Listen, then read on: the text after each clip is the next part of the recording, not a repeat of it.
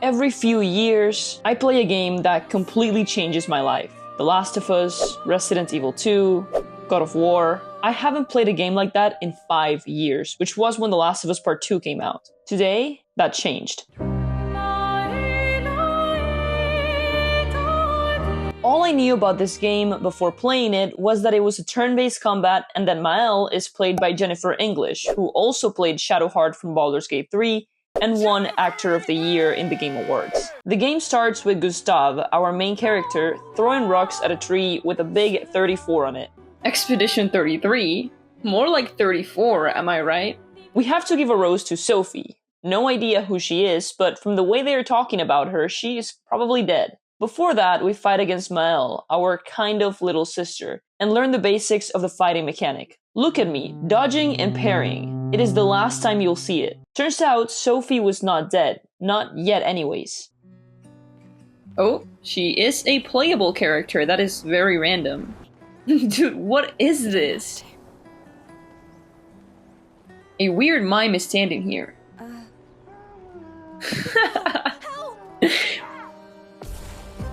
Wait, banger. I guess I'll use overcharge. I have no idea what anything means. Weak. Oh, first trophy. Time to spill some ink.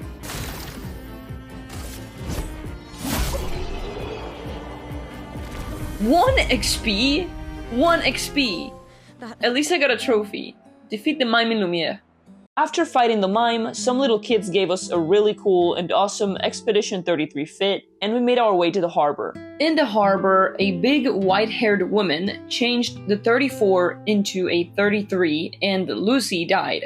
I hadn't even played for an hour, and I already felt more empathy and love for these characters than I ever did for Abby. What happened here is called the Gommage. In Lumiere, there is a ceremony held every year where everyone that turns a certain age dies. This is caused by an entity called the Paintress, the one who changed the 34 into a 33. That change made everyone that was 33 years or older evaporate. So, people that will die on the next Gommage go on expeditions to try to figure out the inner workings of the universe and perhaps save Lumiere. Mael is coming with us on this expedition even though she is literally a child, like 15 years old. Our older sister gives all of the members of the expedition a speech, and off we go. Lumiere, embark on the expedition, let's go. We should have stayed in Lumiere. Who is this dude? Which expedition are you from?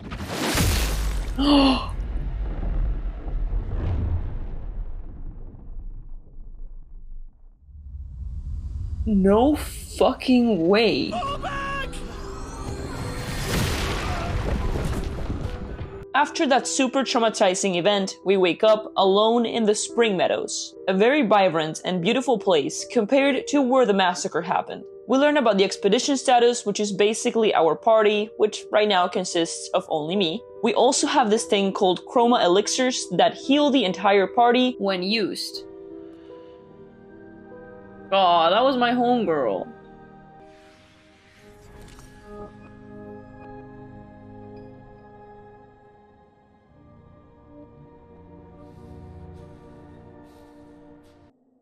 You do that, we both die. Let's go, a friend.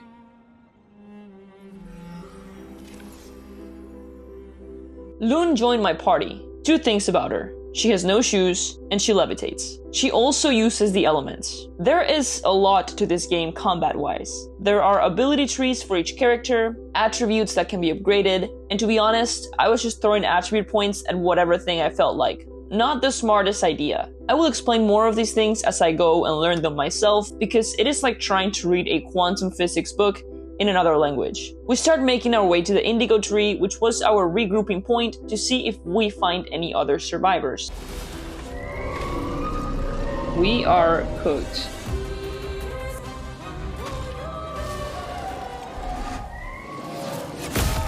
Dude, I can't fucking dodge. For those who come after. Overcharge, let's go.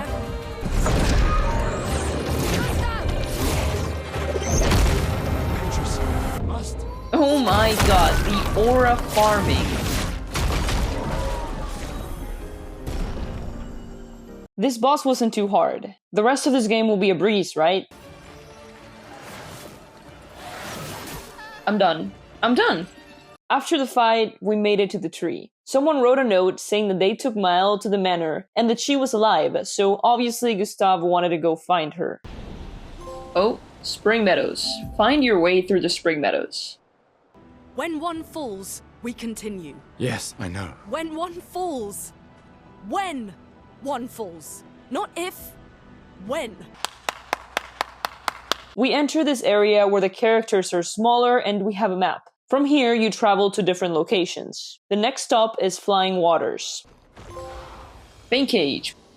Break a pain cage. Inside of Flying Waters, we find this place called The Manor, which again has an amazing theme song. And it looks a little familiar. In here, we find Maëlle and her really creepy friend. We have to fight him before we leave the manor. Not in a he's evil way, but in a training way. He's actually really sweet and shows up at our camp later on. Maëlle joined our party. With her, we meet our first gestural merchant. He tells us that in order to get to the paintress, we actually have to cross another sea. Great. After talking to him, we can trade. To get the most powerful items he has, you have to beat him in a fight, because gesturals love to fight. The special item was a Pictos. Every character can hold 3 Pictos that have an ability and some stats. If you win 4 battles with a Picto equipped, it becomes a Lumina. As we defeat enemies and explore, I will be getting more and more overpowered Pictos, which I will definitely need.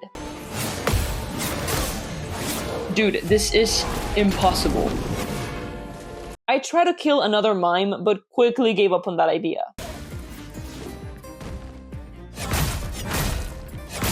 We're done.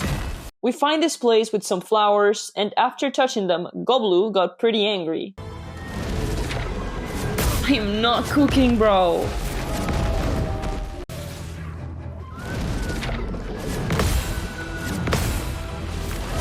Wait, hell yeah. That was like my first counter. Easy wins. Goblu was a peaceful fella, so we let him go. There we go, Flying Waters. Maëlle had a nightmare. I couldn't tell you what it meant, and Gustave is still throwing rocks at the monolith. The curator finally joined our camp. Lumina, consume a Lumina point.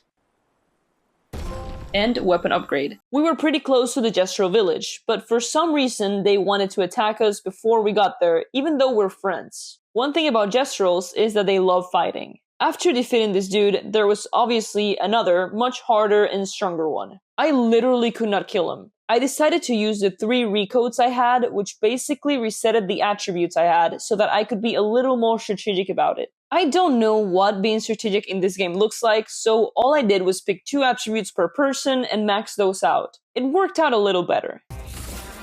Feel the burn. Bro, I do no damage. Perfect flow. With Lune, consume stains 4 turns in a row. Go to Pictos. Ancient Sanctuary. Find your way through the Ancient Sanctuary, of course.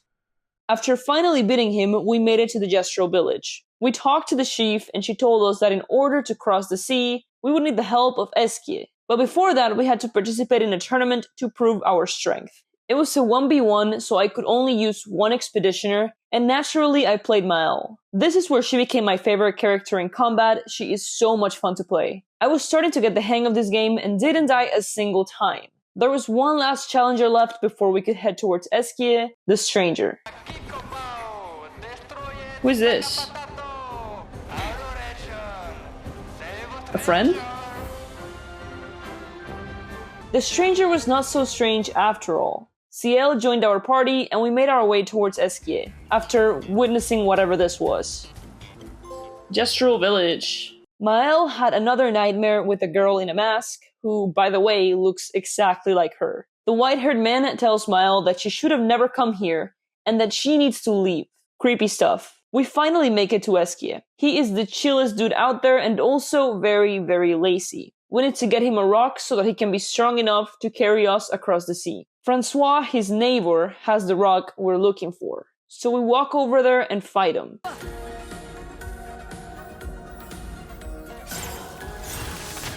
Oh my god, holy fucking damage. Turns out, Francois did not have the rock. So we head out now with Eskia to find this rock.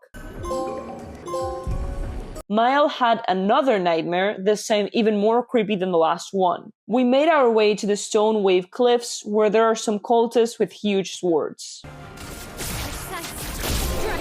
Synergy. With Mile, use blah blah blah blah.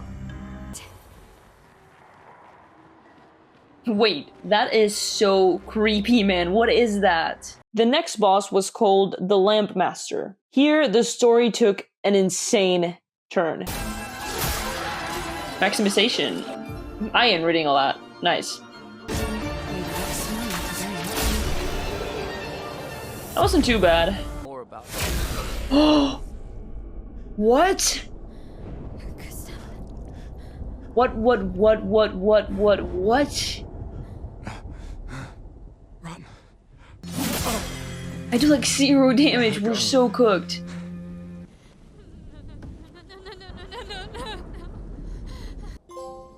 Dude, what the fuck? After that insane plot twist, we meet Verso, the new main character. Verso was a member of the first expedition, Expedition 0, but for some reason he is not aging. The old man was the commander of this expedition. He believes that their immortality is a gift from the Paintress. That answers some of my questions, but it raises twice as many. The most important one being, how is Mile related to any of this? I guess I'll have to keep playing to find out. And so Act 2 begins. Eskia finally learned how to swim, so we make our way to a battlefield with a lot of bodies. We learn a new type of parry and abilities called gradient attacks. They are a bit easier to parry, but also do a lot more damage. Soon after, we have to fight another boss, this one way more powerful than the others. Yo! That, well, okay, no.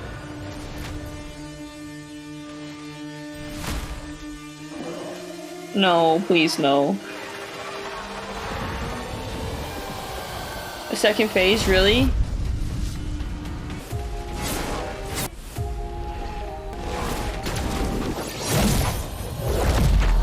Let's go.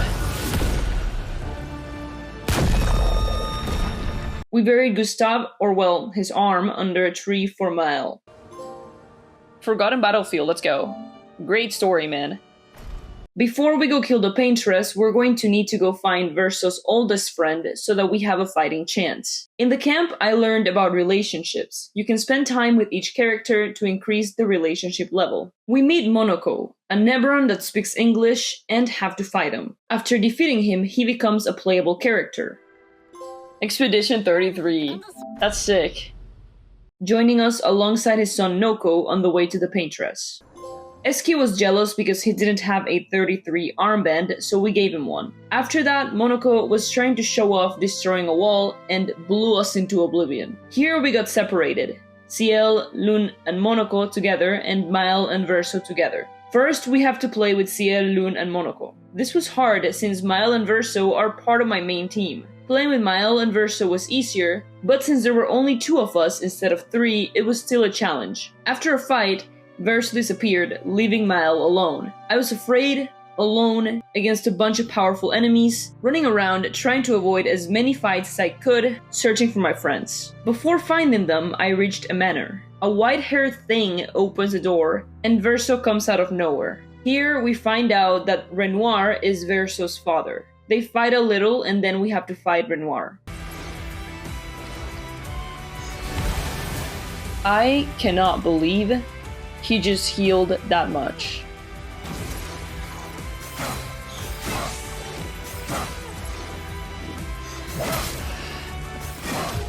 I'm so bad at this game.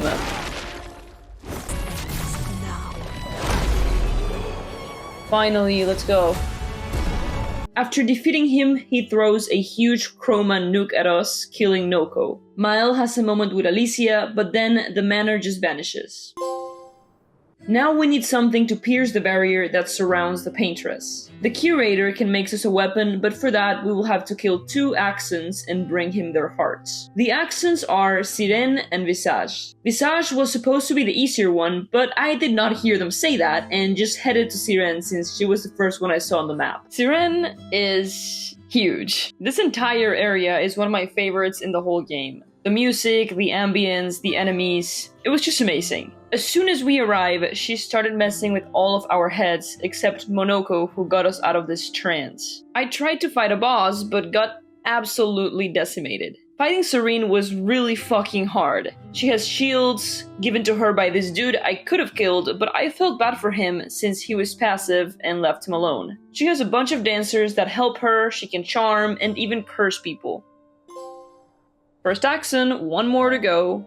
After defeating her, we go back to the Curator to give him the chroma. He specifically wants Maël to give it to him, and as we're given it, we see Renoir. Verso says it happens sometimes, but I think this means that the Curator is Renoir, and Verso is just lying, as he does. Now we just need to go to the second, easier accent, Visage. A mask keeper escorts us to Visage. They seemed friendly, but then Ciel was super rude and Visage got mad. I destroyed him, but then Visage was not actually Visage, the mask keeper was. But I also destroyed him.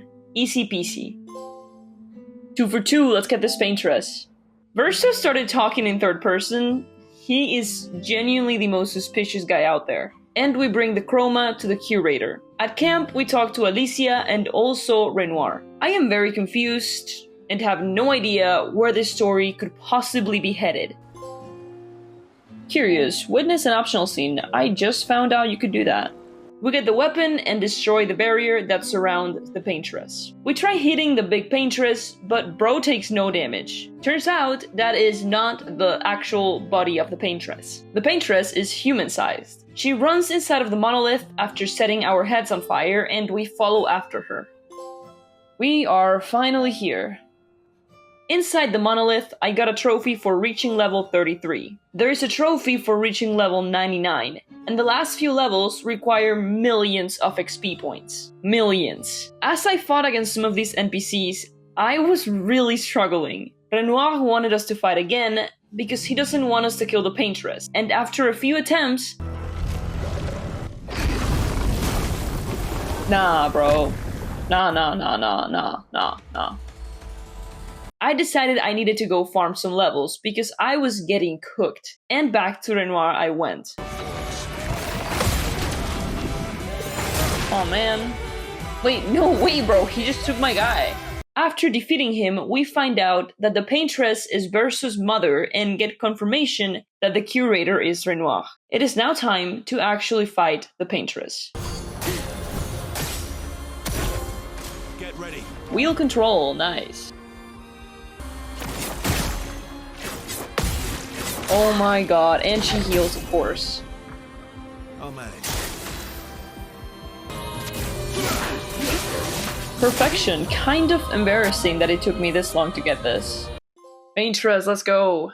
After defeating the Paintress and planting our symbolic Expedition 33 flag, we make our way to Lumière. Let's go! Happy ending to the story, Lumière is saved. In Lumière, we find out that Maël is in fact Alicia. And, oh, every single person in Lumière dies. There is a flashback of Alicia in her world. Here, she was in a fire that killed real-life Verso, leaving real-life Alicia mute. In this world, this family are so-called painters. They paint real worlds into canvases. Their mother, the Paintress, is living inside of this canvas because it is the place where the last essence of Verso exists. Alicia went inside of this canvas and was reborn as Maël.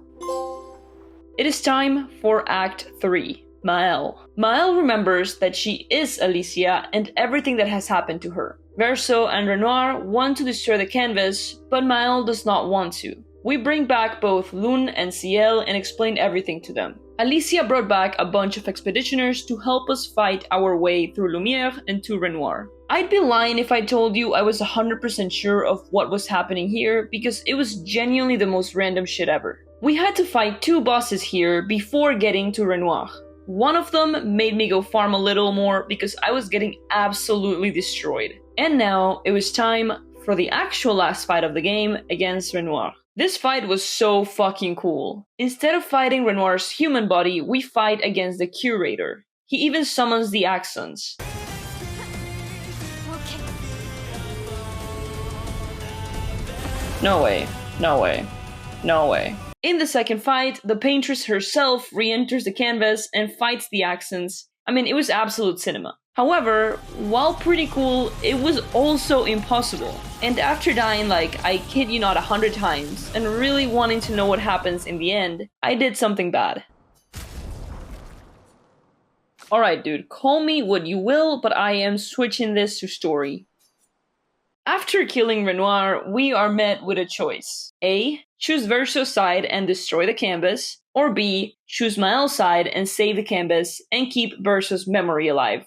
Or, well, this version of him. I chose Mael. The way I see it, everyone inside of this canvas is actually a real living person, and destroying them would not only kill Verso, but all of them, and that just felt wrong. The whole purpose of the game was to save this whole world, so why would I be the one destroying it? At the end, Mael revived everyone, and they're all at a piano concert watching Verso play. Pretty eerie stuff. Now the story's over, but I still have a lot left to do. Extremely hard bosses to kill, collectibles to get, and a huge grind to level 99. The first trophy I went for was for finding all of the Navern quests. There are these white Naverns that are peaceful and give you a pretty simple side quest. Some of them were a bit hard, but nothing was impossible.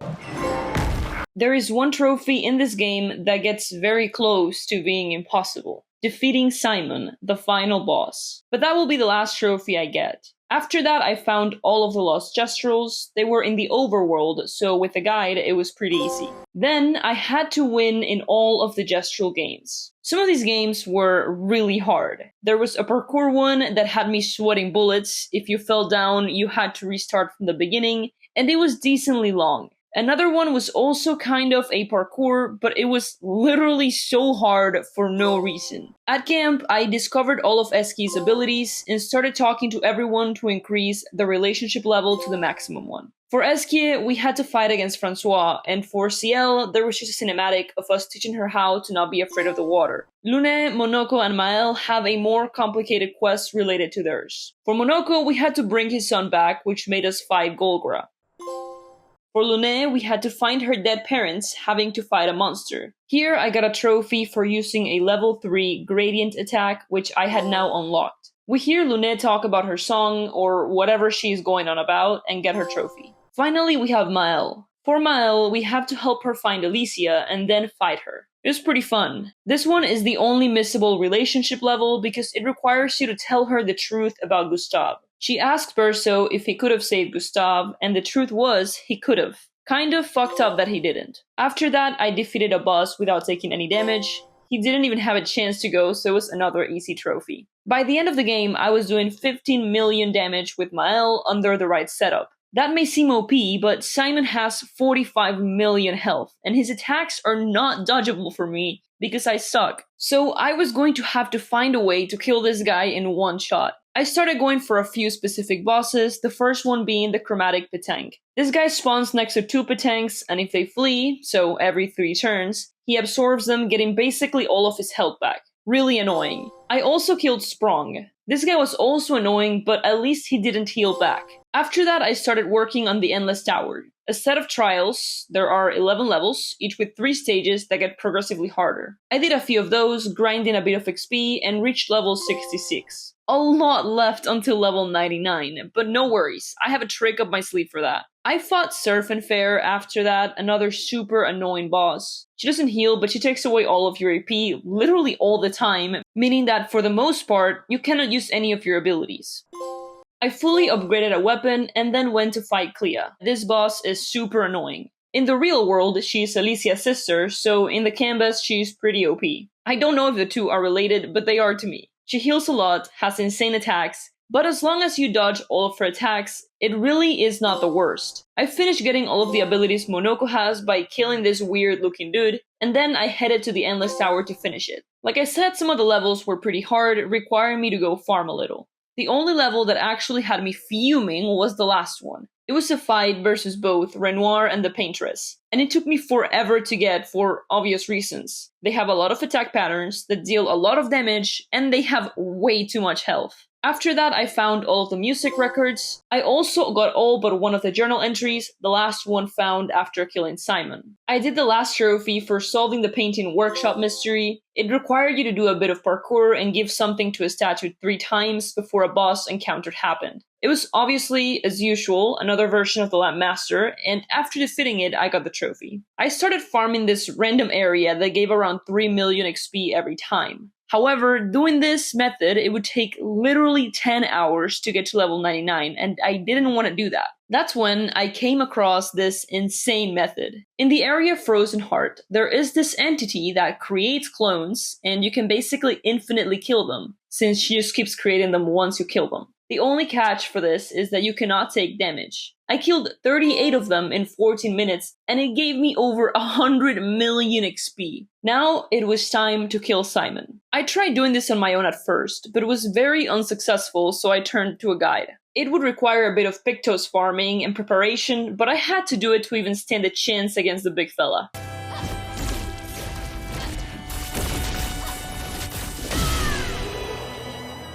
Yo, let's fucking go. Peace at last. After killing Simon, I got the final journal entry, and with that, the platinum.